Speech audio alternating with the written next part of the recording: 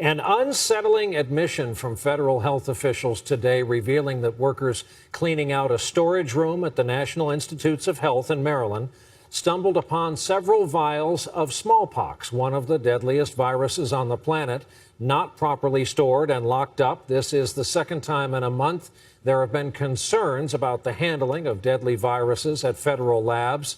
CDC said last month more than 80 workers were potentially exposed to anthrax in this previous case.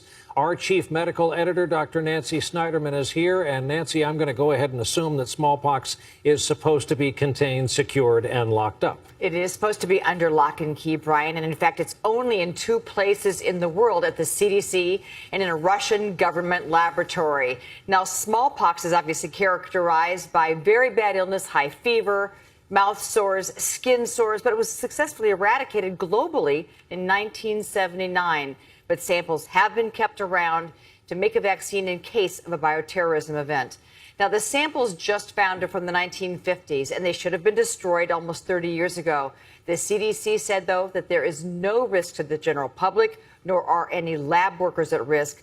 This smallpox virus is going to be verified by the CDC and then destroyed. And as Brian just said, this incident has nothing to do with the anthrax breach that caused everyone so much concern just a couple of weeks ago. But it is a reminder, Brian, that we still have very dangerous things. But this really was a discovery while cleaning up an old laboratory and has nothing to do with what we talked about before. Luckily, no one was in danger here. Nancy, thank you, You bet, as Brian. always.